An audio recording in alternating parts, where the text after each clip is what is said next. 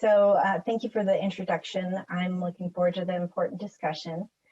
And I'm really happy to be able to speak with all of you today, although hopefully we can see each other soon in person. I just last week attended my first in-person conference, and it was delightful to actually see people in person and shake hands, and of course use my hand sanitizer after. As mentioned, I am a registered nurse and I have practiced clinically for about 30 years. But in 2013, I made the leap into medical device, and by 2014, I was moved under regulatory. And so that's kind of how I got here today. About that time, they said, well, you have a clinical background and we need these clinical evaluation reports written. So we think you'd be the perfect person. So I said, of course, happy to do that. And what is a clinical evaluation report? I know a lot of you are regulatory, so you'll feel my pain when I was first handed the copy of the MEDDEV. That was Rev 3 at the time, so it wasn't overly difficult to digest. And then the medical device directive. I was told to read them, and that would tell me everything I needed, and then I could update 3 reports with new products. So fortunately, at the time, I had a very knowledgeable biomedical engineer manager who was my mentor, and she helped me to get started. So that's kind of how I got here today. So our agenda will be to review the applicable guidance and regulations, because I want to make sure we're all on the same page and we're referencing the same things. And then I'll move on to the stages of clinical evaluation, since it's changed to so much more than just a report. And then I'll review how to conduct a systematic literature review versus a traditional literature review. And then lastly, we will review types of clinical data and finish with some time for questions. As I mentioned, when I first started clinical evaluation writing, the guidance was the MEDDEV Rev 3 and the medical device directive. And over the last 6 years, we've had lots of changes, and so we'll start there. In 2015, I wrote 9 clinical evaluations. In addition to my clinical program job, that was kind of my side gig. It was generally an afterthought, and R&D would come up to me in the hallway usually and just say, hey, we're launching this product, so we need you to add it to a report, and you have a month to do that, and can you please make that happen? Let me see, make sure I have my Q&A up. Okay, so in June of 2016, I remember the MEDDEV Rev 4 coming out and gapping it to the Rev 3 and really feeling like there was no way I was going to be able to keep up with this. So we were at our sales meeting in July. Let's see if I have everything. Okay, there we go. Sorry. So we were at our sales meeting in July, and I asked to have a discussion with our VP and Director of Regulatory regarding my gap analysis. And I remember I thought this was huge, and there was no way that I could do this alone, and I needed them to understand that. So the changes from the MEDDEV went into immediate effect. They did not have a transition period. And the frequency, the depth, the qualifications for authors and reviewers, and which products we could claim equivalence to would all change and change immediately. Everything needed to be documented and thorough, and my team of myself, and I would quickly become myself then 3 writers. Thankfully that my management team listened to me, and I trained and managed 3 other writers from that point moving forward. These changes increased my 9 CERs in 2015 to 23 for my team in 2016. And in 2017, 16 of those would have to be updated again because they were class 3 products. And 7 would need to just be updated the following year. And that was just in addition. Now I also had to write clinical evaluation reports for all of my class 1 products. and my reports doubled in length. We had only begun evaluating and implementing these changes when I'm sure all of you can relate that then the EU MDR came out in 2017 with a 3-year transition period, and it stopped everybody. Every department was involved. How are we going to make this happen?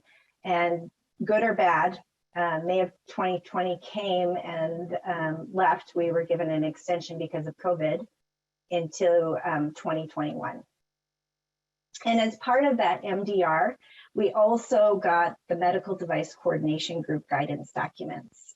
And additionally, I'll refer to some documents from the International Medical Device Regulators Forum, so used to calling them IMDRF. So that they also published in 2019 some guidance. So those will be all that we're looking at today. As I mentioned, the Medical Device Coordination Groups began publishing additional guidance, which really helps some of those ambiguous areas. And the first one I want to point out is here, the Clinical Evaluation Assessment Report Template.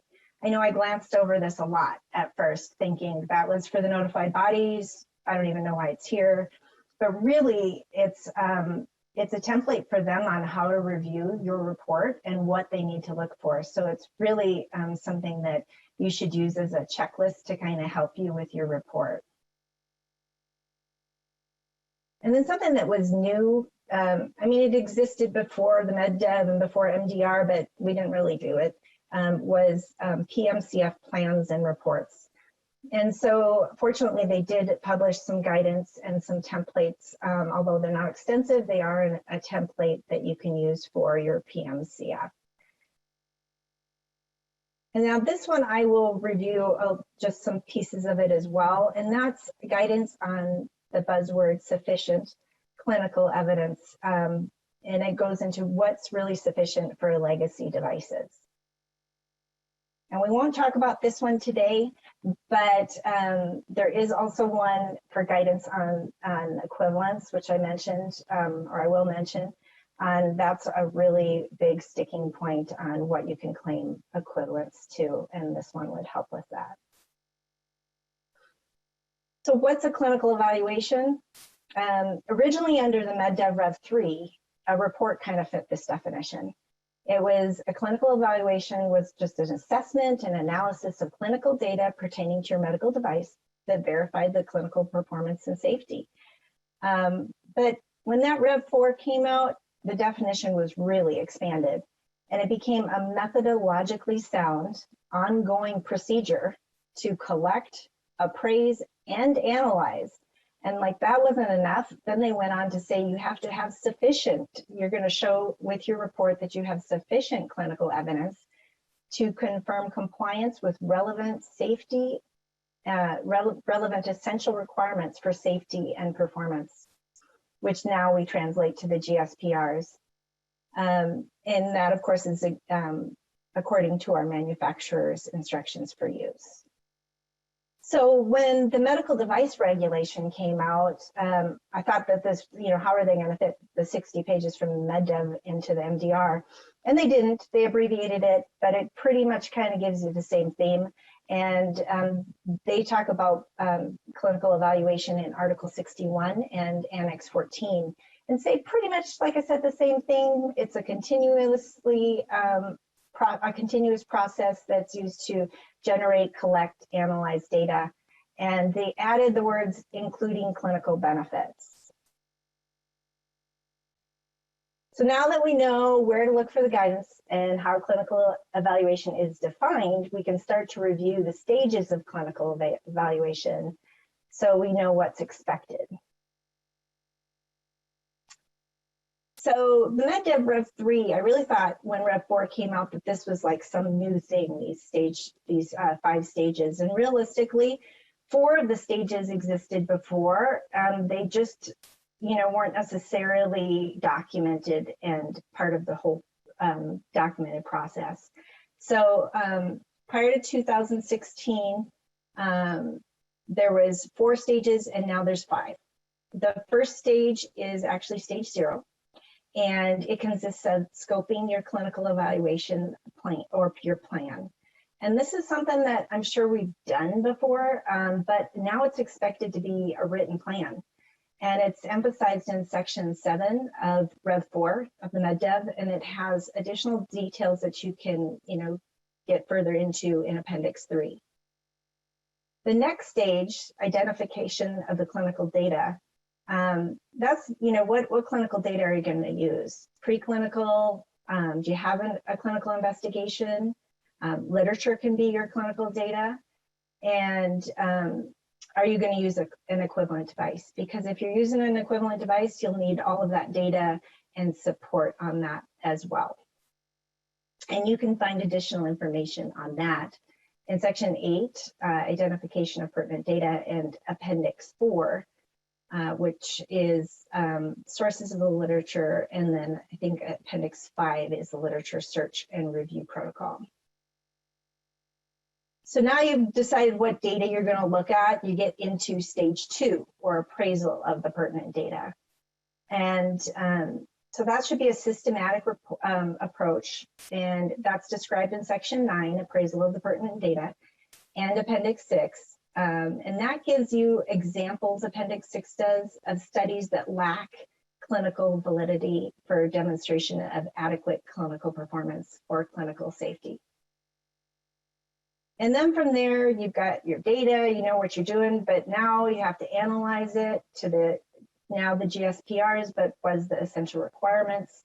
And that can be found with additional references in Appendix 7, as well as Section 9.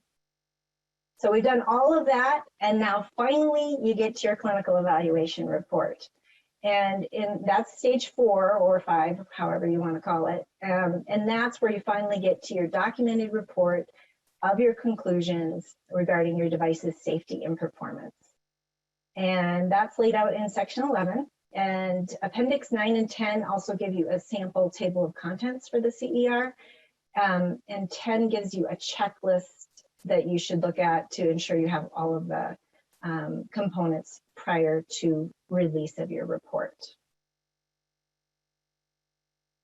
So now that we've identified the stages of clinical evaluation, the documents that will be created, or that I do, include the clinical evaluation plan, the clinical evaluation, a literature protocol, which then leads you to your literature search report. And all of those will feed into your clinical evaluation, but that's not it.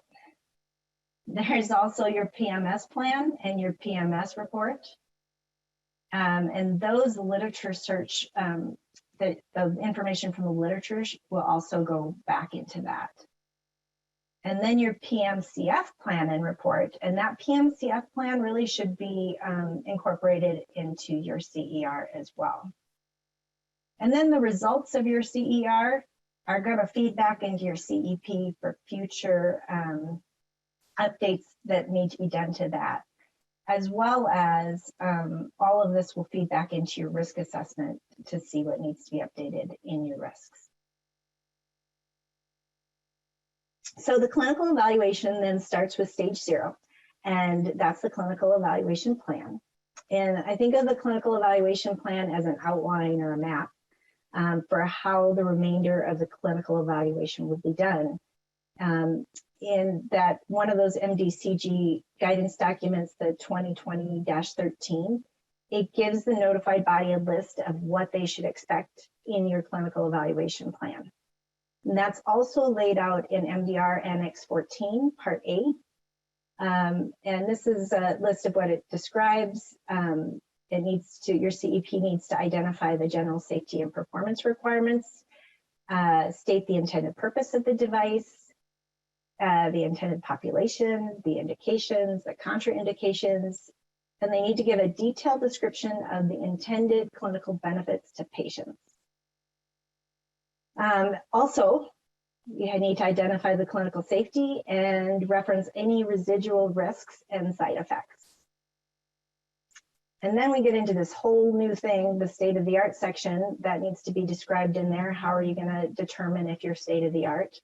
And briefly, your state-of-the-art section should include historical background, relevant medical fields, similar devices, and alternative therapies with their risks and benefits as well. And then you'll also have your clinical development plan. So you'll have in the PMS and PMCF. One note in the MDCG 2020-13, they also ask the notified bodies for the reference, version, and date for the clinical evaluation plan.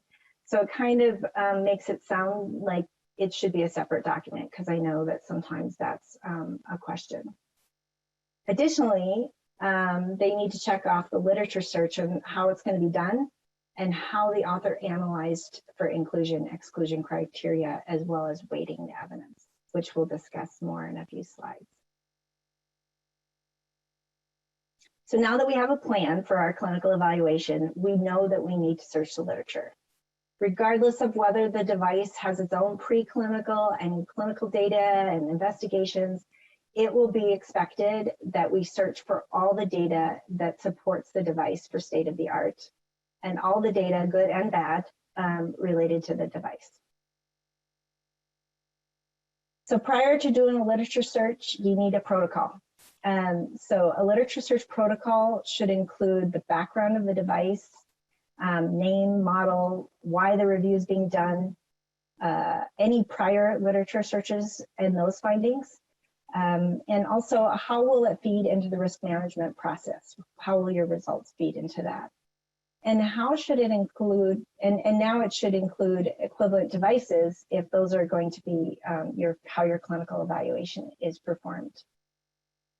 The protocol should also show how it's objective and consistent with the scope of the clinical evaluation. Let me check this quick, sorry. Oh, sorry, that was a RAPS question. Okay, so it needs to be objective. You need to have your methods stated, and those include the dates of your search, the sources or databases that will be searched, and justification for how you selected those.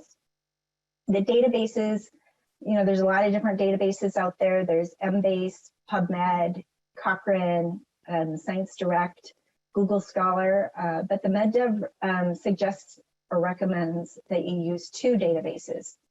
And for state-of-the-art lit searches, you'll want to also include a search for clinical practice guidelines, as well as applicable standards and consensus statements. So your search strategy also needs to be in this, and that's where you're going to state what your filters are going to be. So this is going to kind of be a growing process. Your lit review may actually, as you're doing your lit review, you may have to kind of go back and update your protocol if you get thousands of results, so that you add additional filters or maybe take some off. And you can add great filters depending on your database. So all of them pretty much will let you do date, the type of evidence, human, and languages, those kind of things. But your protocol should also then include how you're selecting things, or your inclusion exclusion criteria, and then your quality measures that you're going to use. So literature search has been done historically. We've all done them. I remember looking at some reports, and you know, it was just like a terms, and then there was like 7 abstracts pasted in this clinical evaluation report. So over time, the scrutiny and expectations have really changed.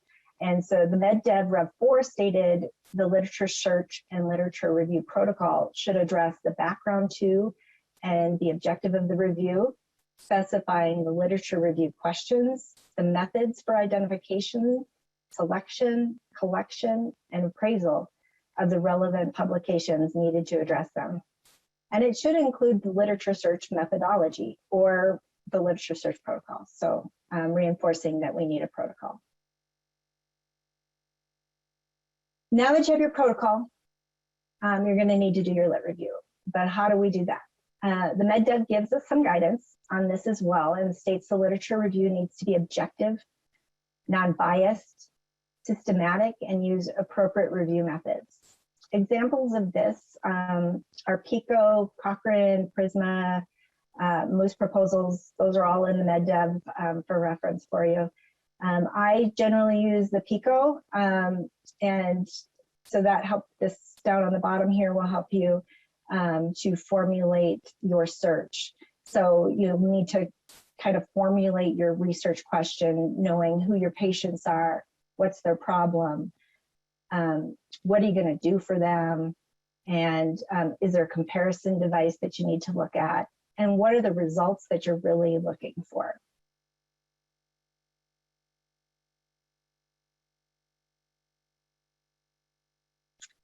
So a traditional versus a systematic literature review. This is from Brown University Library. It's on their website. The reference is listed there.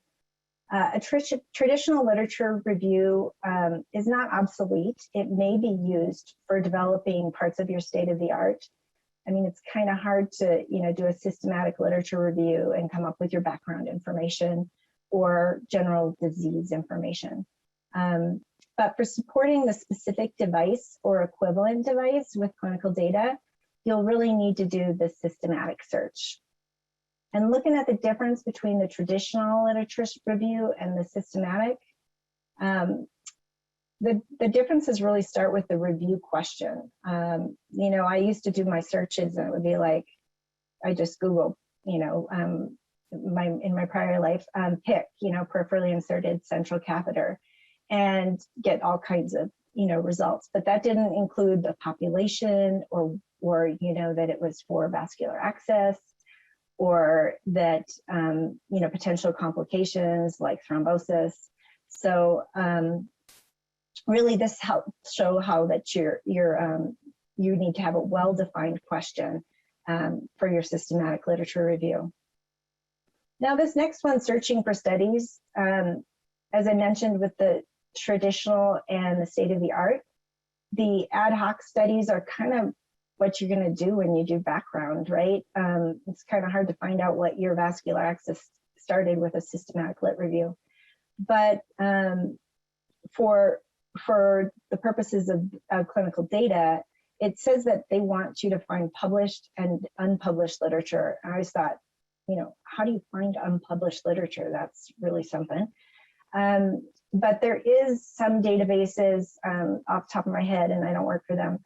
Embase does have an unpublished literature section, and that just means that it's been accepted, but it's not in print yet.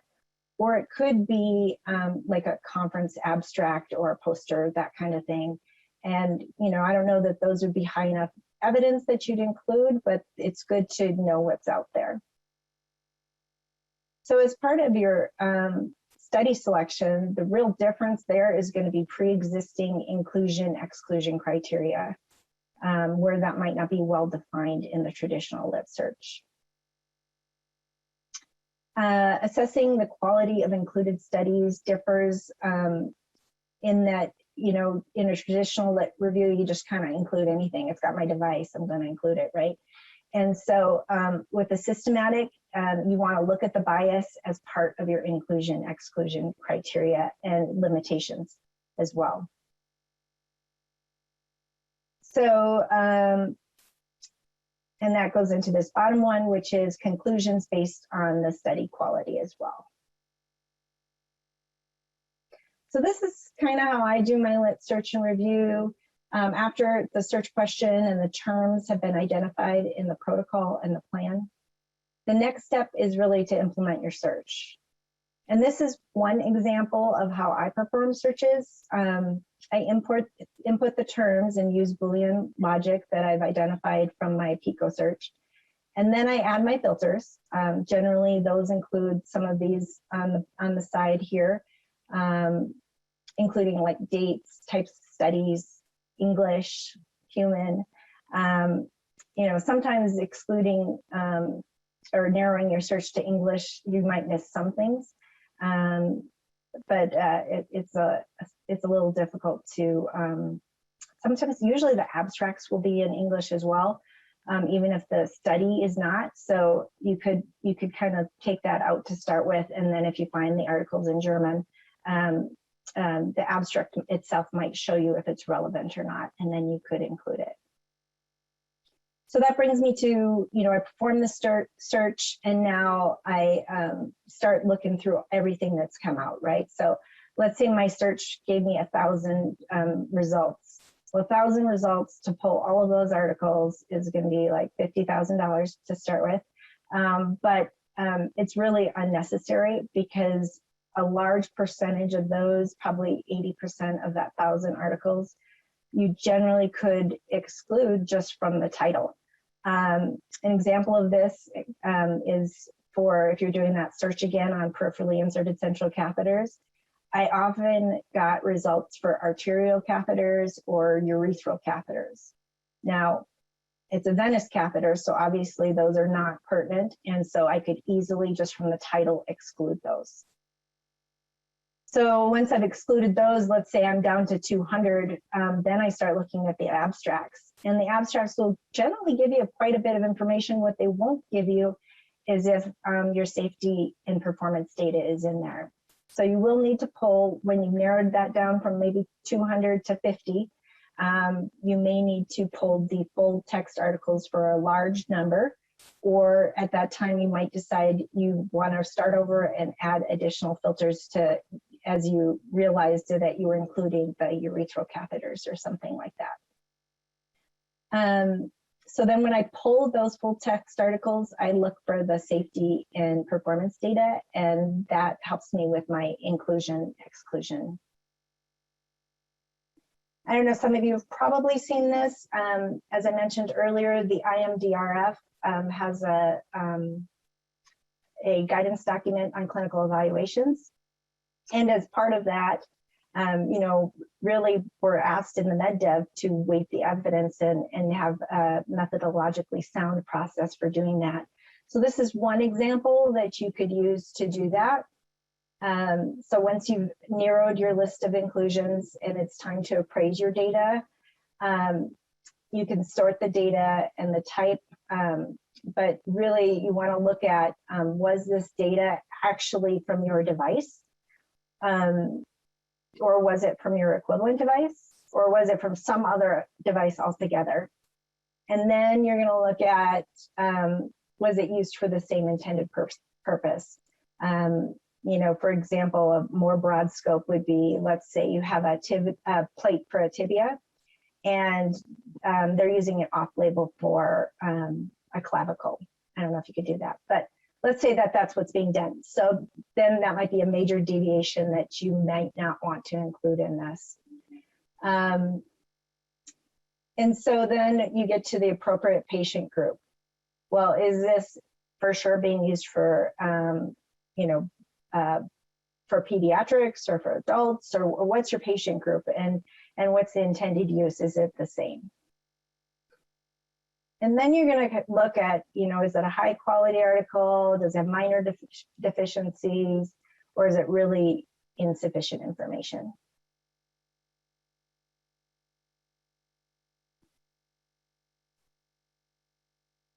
Next, you get to another weighting process, which is the appraisal criteria for data contribution. This is also from the IMDRF, so you can find it in there. So the second step, now that I've narrowed it down further and decided if it's even on the right device and so forth, is was the study design appropriate? And so did they have a good protocol? Did they, was it really well defined? And then do the outcomes reported reflect the intended use and performance of the device?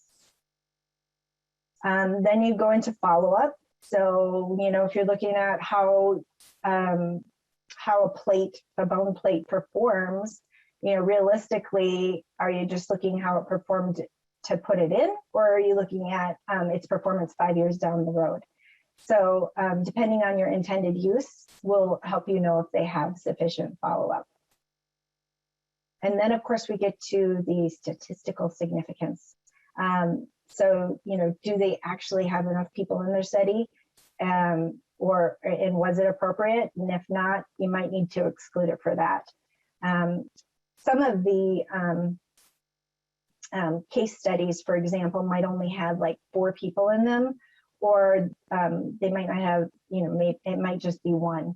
And depending on if it's a known complication, because usually those case studies are on complications, you would include it or exclude it. So if it's something you already have addressed in your risk assessment report, that would tell you if you could exclude it. And if it's, if it's some new risk that you hadn't heard about, then you would really want to include that to make sure you follow it up with your risk assessment. So the MDCG guidance in 2013 tells us that the notified body is going to be looking for all of these things just for our literature. And so that includes the literature search protocol, the literature search report, a full list of retrieved articles, and a full list of your excluded articles with reasons for exclusion. So this is part of your report. And then for those articles that you're going to include, you have to have full text copies available. And realistically, if you excluded something and they don't agree with your exclusion, you're going to need to provide them with the full text article as well.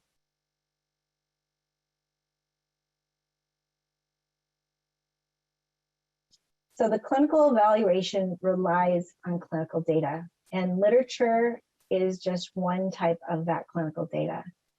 There are more, and I'll go through that right now.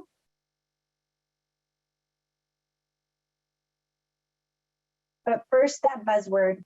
So I mentioned it earlier, the MEDDEV describes sufficient clinical evidence. So we delve into that. What is sufficient clinical evidence? And it's defined in the MEDDEV as an amount and quality of clinical evidence to guarantee the scientific validity of the conclusions. Talk about like, how do you guarantee anything in life? But that's what it says. Fortunately, we have some additional information in the MDR, and that says that we should have sufficient clinical evidence. It needs to be understood as the result of a qualified assessment. And that qualified assessment needs to be done by a qualified reviewer. Let's see, I'll follow up the your questions here in just a little bit. So qualified reviewer, what is your qualified reviewer? Really, that means somebody that is got experience with the device. It's all described in the MEDDEV. So they really raised the bar. I will tell you that from experience, if you have a physician reviewing your clinical evaluation report that has no experience with that device, maybe has a different specialty, that they may be, doesn't matter that they're a physician, they may not be seen as a qualified reviewer, so they cannot give a qualified assessment. And I did get that as a finding once. And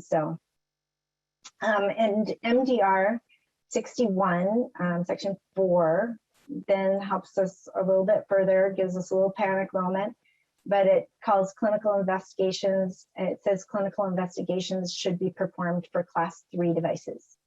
And it doesn't say if you want to, it says they shall be performed, and implantables. But they do fortunately give us some exemptions from this, which are identified in 61.5 and 61.6.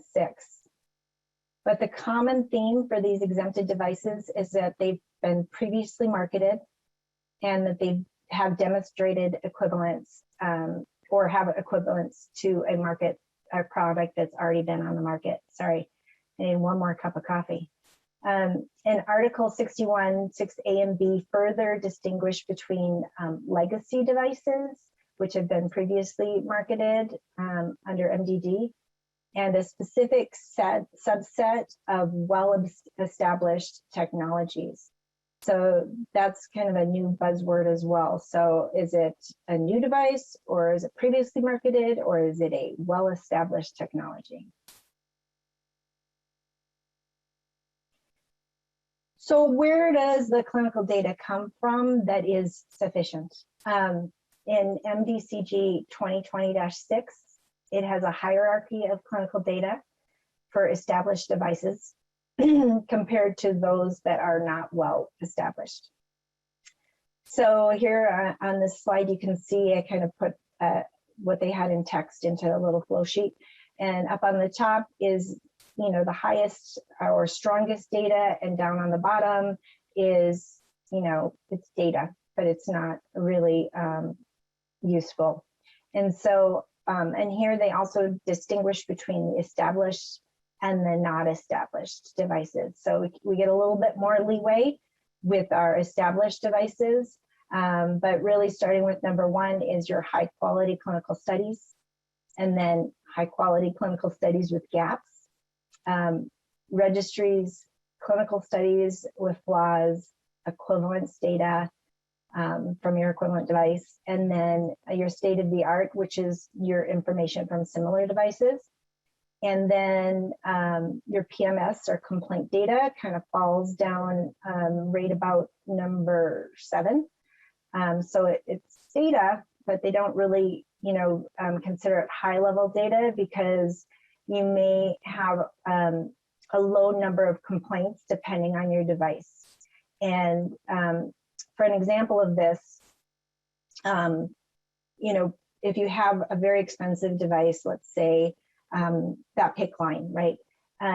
If that breaks while it's getting put in, likelihood is you have people that are pretty invested in that, and they're going to call and say, this, you know, we paid $300 for this or whatever, and it just broke. So, you know, that they get a new one, or that it gets reported so it doesn't happen again or whatnot. But if that same nurse is going to put in a peripheral IV and the catheter's bent or can't be inserted, they might just throw it away and not tell anybody. And they might do that for 5 or 10 of them until they've gone through, you know, quite a few, because it's going to really, you know, take time out of their day. Maybe they'll tell their nurse manager, who maybe will tell the supply chain people. But that's why the complaints is lower down on the list here. And then, of course, individual case reports are lower down as well, because those could be one-offs. We don't know what caused those. And then we have our common specifications. Those are, of course, you're meant to follow them, but it doesn't mean that they are evidence per se. And way down on the bottom here is your animal and cadaver testing, which is generally, I exclude those kind of articles when I'm doing my lit search. And then, although required, the bottom of the list is your preclinical and bench in compliance to the standards. So realistically, it's not feasible for us to do high quality studies in all the people. And so that's why we have, or for every device, and that's why we have this hierarchy of data. So for example, we can't really test pacemakers in humans just because we want to test them. We might look at them observationally, and so, but that high quality study at the top might be difficult to do. Now on the same point, you know, a tegaderm, a skin bandage, whatnot, those people don't do studies on, but it'd be pretty easy to, you know, just slap that tegaderm on anybody and you can start writing some reports.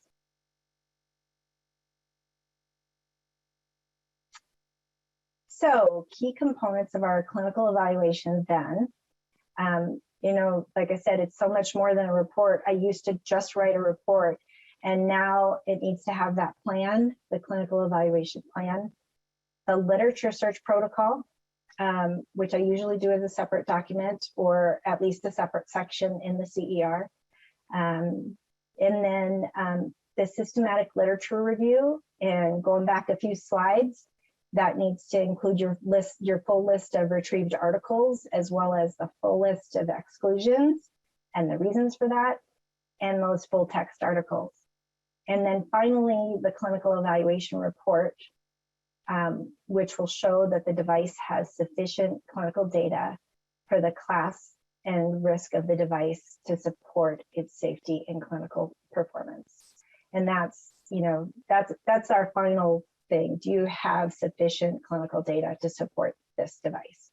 And really that, as I mentioned, that level of support is going to be different for your class 3 implantable because of the risk of harm compared to what's going to be expected from your class 1.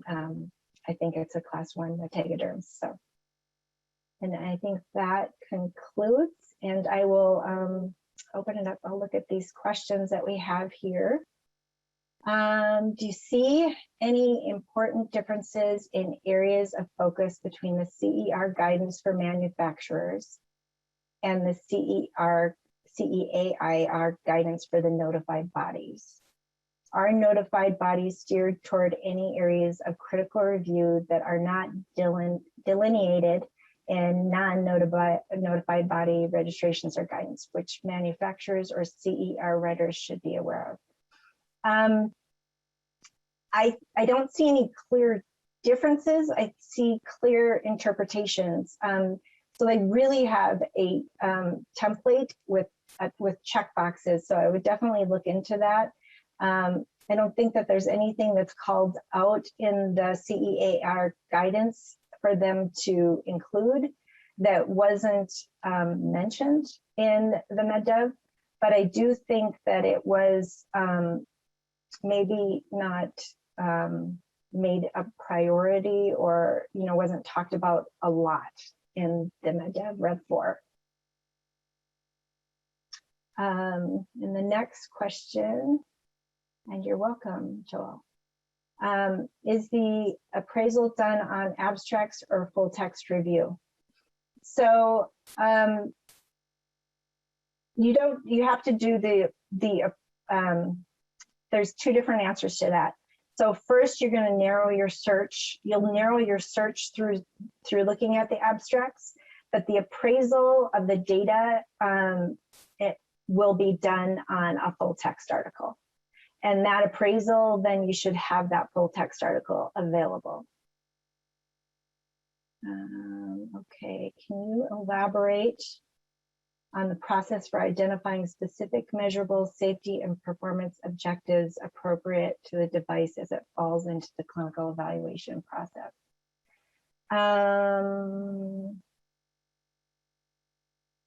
So realistically, what I do and what I'm looking for, I don't know if I'm going to answer this properly, but I do take each of the GSPRs and address each of those. And some of the literature itself may help meet some of those GSPRs. You would reference it there, or your clinical investigation as well. So I don't have the GSPRs in front of me right now, but that you've lowered the risks as much as possible, right? So that would be part of your risk assessment report. And then you could tie that back to the literature stating, that the risks of breakage, whatever, you summarized in your risk assessment report that it should be, let's say 1% or less. And the data that you found from the clinical literature and from your complaint data supports that. I don't know if that's going to answer your question, but if not, you can, I have my email on here and we can discuss that a little bit more. So do you have any tips to share regarding the setup of CERs for devices which are used within a larger system? Should all the device, oops, I lost my question.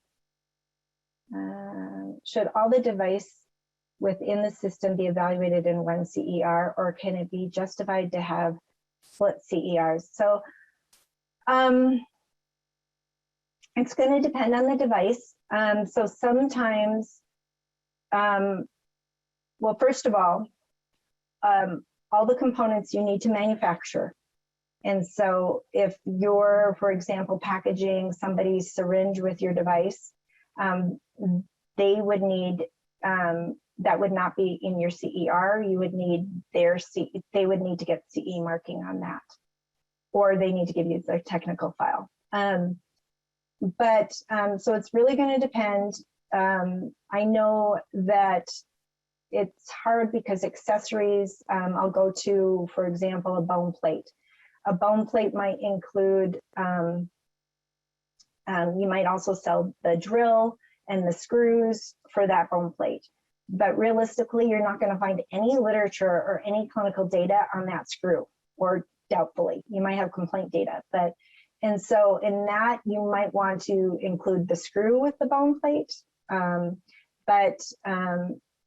because that would be part of the system.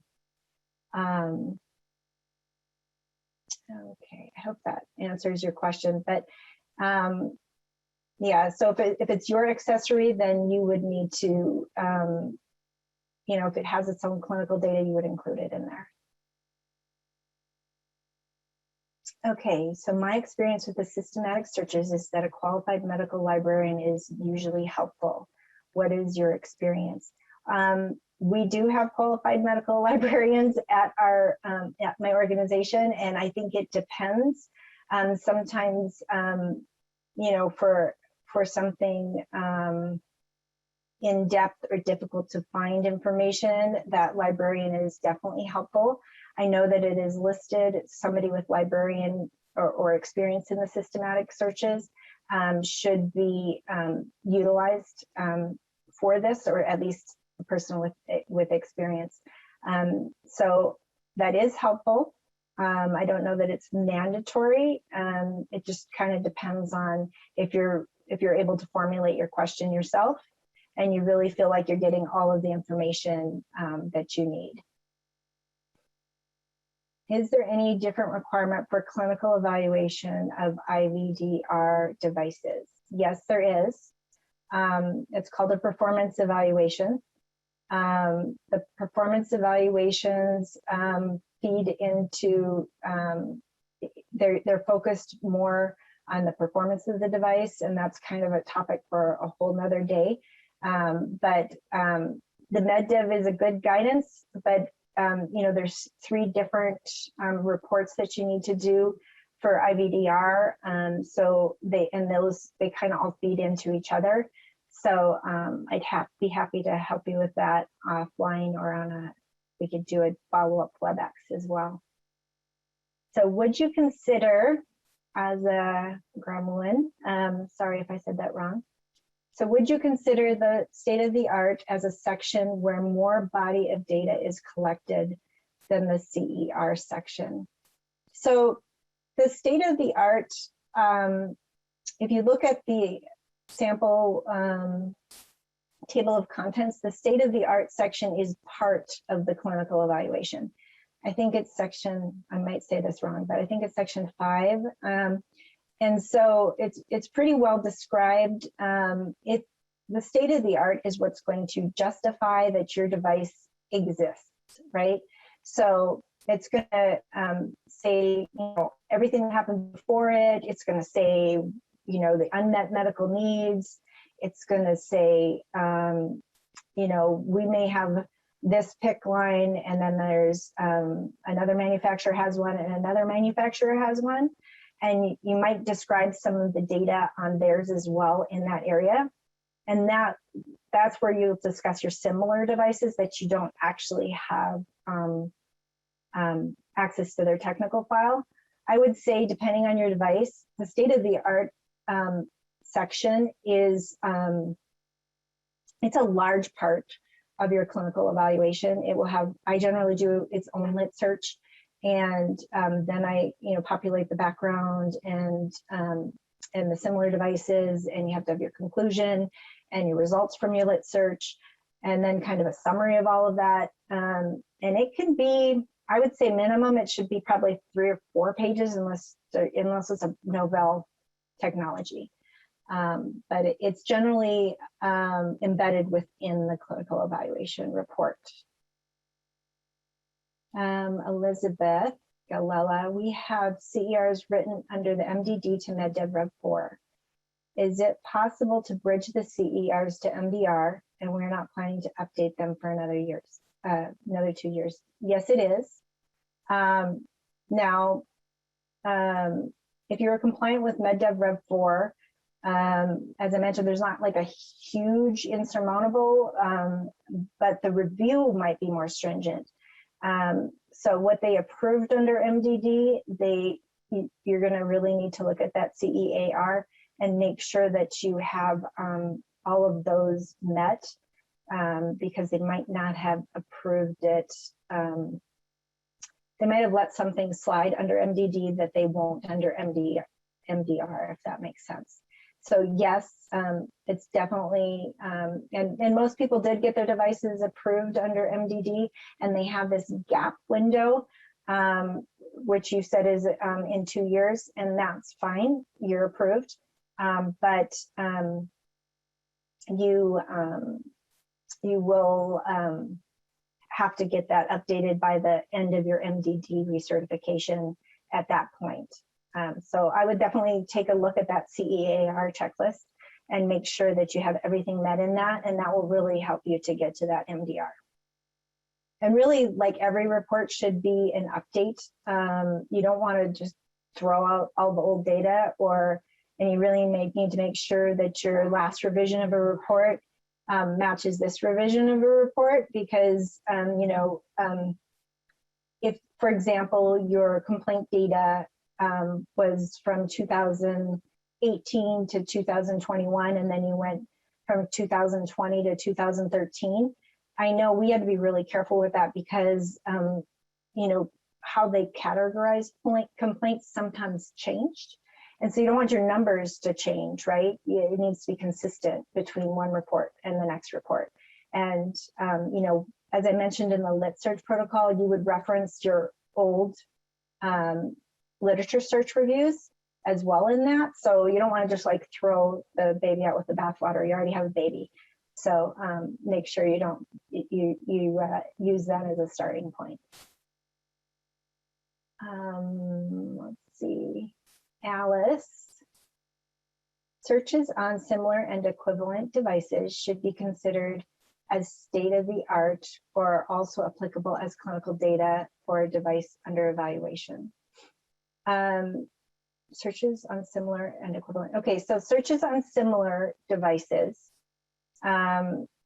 if they're your own, so really the big sticking factor with equivalent devices is you have to have access to the technical file.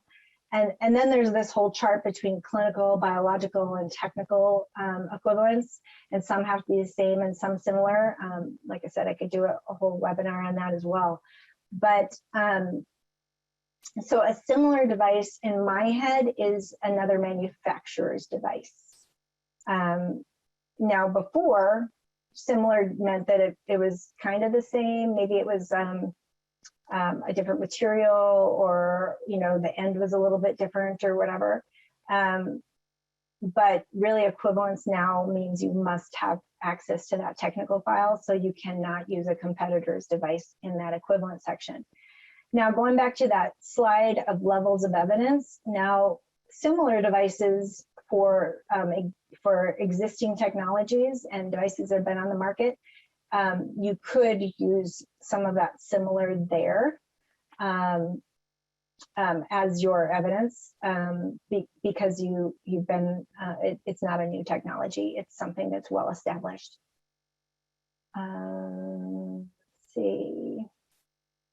So some of the state of the art, yeah, I mean, it could be your prior iteration device that you are using as equivalent. That could be part of the state of art also, but not the other way around. So not all similar will be equivalent, but all equivalent should be similar. I hope that clarifies it. Could you go back to the slide with sufficient data, the key point for the data that confirm safety and intended purpose? Andrea, I'm not sure. Let's see.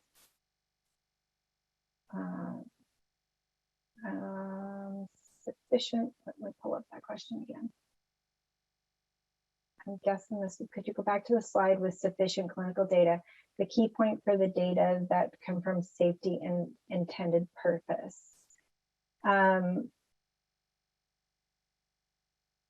Okay, let's see. Not really 100% sure what you're asking there, the key point. So if you want to type me another message, I will come back to that. The key point for the data is that it confirms safety and intended purpose. Yes, at the end of the day, your data needs to confirm that it is safe and safe and effective. And it does do that. They're safe and performs as intended. So not necessarily intended purpose, but it performs as it's intended. So, and your qualified reviewer needs to ensure that that happens. Our anonymous attendee, our experience is very long, since submitting initial tech doc and CER for an existing MDD cert device in Q2 2020 and notified body response for that CER. What experiences have you been hearing about? I'll give you a personal experience. I had a new device. It wasn't an existing device, but it was a new submission, and we submitted. Now, granted, this was like in the big hullabaloo time in 2017, but we did not hear back for 6 months. At which point we got questions, and those questions, literally I read the questions and I'm like, this is in the reports, this is in the tech file, which brings me to a whole nother point, which is you have to make sure that they can find what's in your report, and it's not difficult to locate. It's not drowned out in there. You need it really evident and cross-referenced and a good table of contents, and follow their suggested table of contents. But then we answered their questions. I think we had a month to do so or whatever, and got additional questions 6 months later. So I think the point there would be, yes, I think that they are. I think it will depend on your notified body, but I think that they are all backed up. And I think depending on your class of device and if it's well established or not, and if they need to have a review committee, will depend on your amount of time that you have to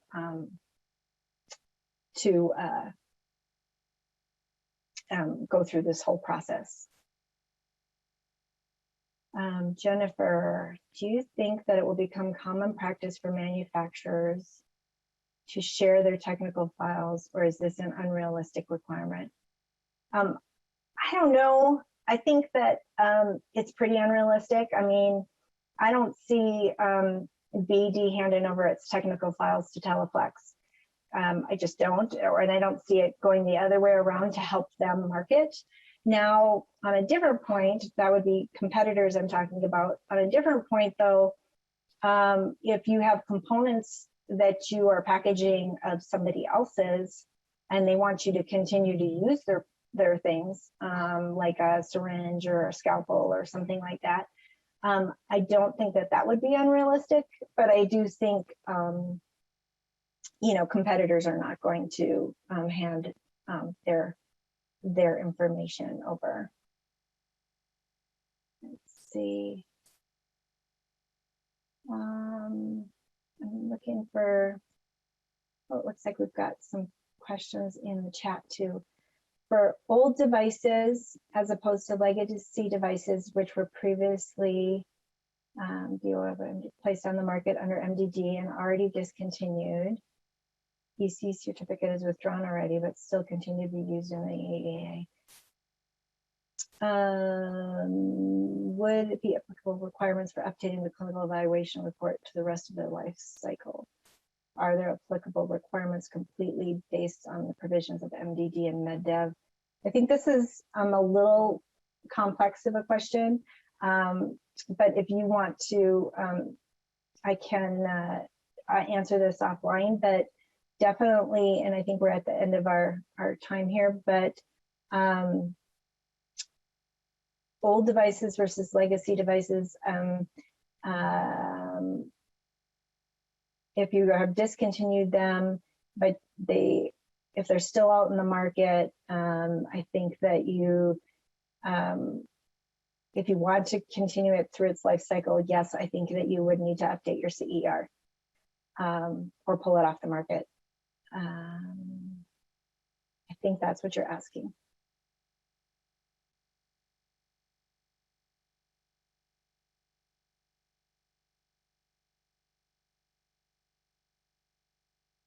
Andrea, yes, that was the point. I'm new to the field and this would give me a good starting point for researching in literature, etc. Would you believe the Cochrane handbook is helpful? Yes, I think anything out there is helpful. But yeah, there's definitely a lot of webinars and things that you can do on how to do systematic literature reviews and so forth. Cochrane reports, a lot of times they're like 50 to 100 pages. So using the Cochrane reports sometimes can be a little bit lengthy. So I don't know that you're going to want to, unless they've really done a great review on your product, include too much of that. I have done research with them, but like I said, their reports are like reading a book all by themselves. So. And Linda, thank you for looking forward to another session for IVDR. I will work on that. And thank you all for the thumbs up and the great jobs. I appreciate it. And I think that's it for today.